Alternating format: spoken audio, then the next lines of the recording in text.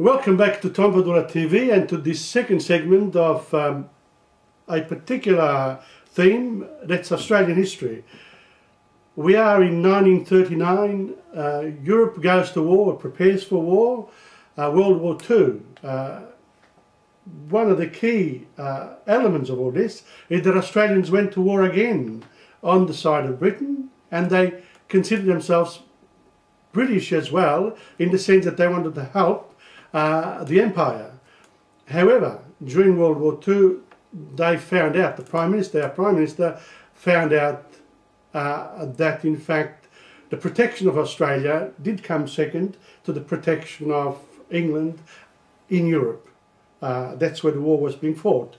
But there were the Japanese just around the corner coming down to Australia. What were the British going to do? Now, we all know this, we've been talking about this. What are your thoughts on?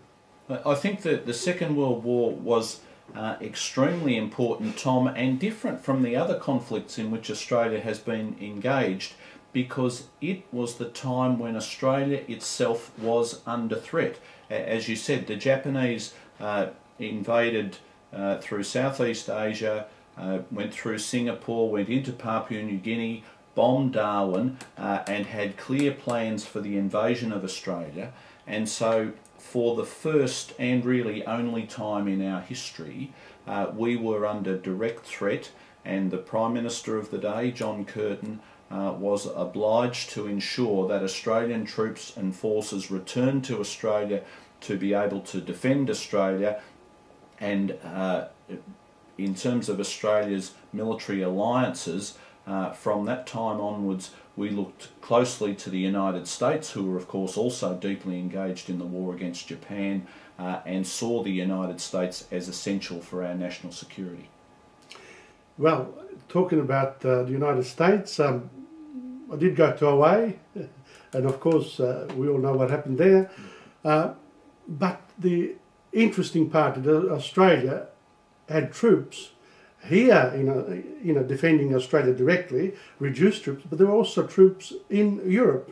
Yes. And therefore, really Australia participated as well in Europe in the fight against, well, Germany and Italy. And this is what we're talking about in the modern world. There are wars being fought, and wars are generally chosen by the government of the day. They go into a particular activity. The people may or may not agree with it, so they have to carry the political situation forward. And then, in retrospect, you look back and you say, why did my son, my daughter, my uncle, my father die in this war? Yes. Whether you are, as in World War I, whether you're an Australian or an Englishman or a Turk, so you die there on either side. When people landed at that particular place in Turkey, there weren't just Australian soldiers who died. There were a lot of Turkish soldiers who died there as well. And the same in Europe. There weren't just people, Englishmen dying. There were Italians dying in Libya. The conflict goes on and on. So we want to try to avoid all this. And how do we do this? By discussing history, and by saying, look, the people involved deserve our respect, our honour, but let's not forget that it takes two sides to fight a war, and therefore let's avoid this. Yes. And proceed in a peaceful way.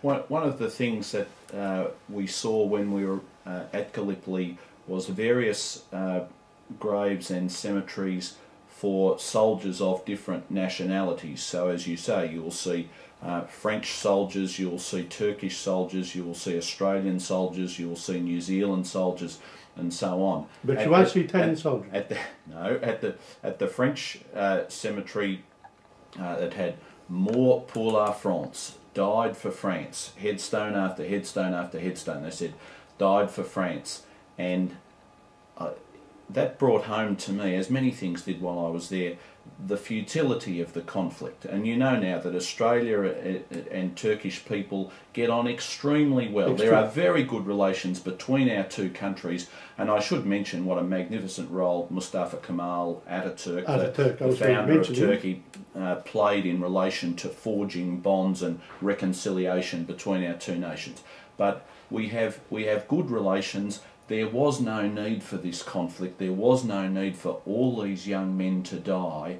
One of the most powerful things I came across when I was there was the story of a Turkish nurse who nursed young men of Australian, New Zealand, British, Turkish background in hospital, and she said the last word most of them said before they died was mother or mum.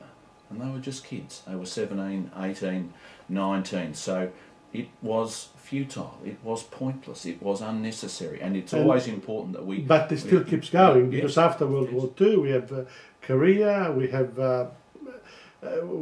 all the conflicts in Africa, we have Vietnam. It keeps the list goes on. Iran, Iraq. You know, the world is at war most of the time. We're trying to avoid wars, but for some reason we tend to get back into it. And I wonder whether there is something in our human DNA that requires us to want to go to war. So on that note, we're going to finish here. It's a sad note, but a sad reflection. And you are watching TomPadulaTV. Please come back for our next segment.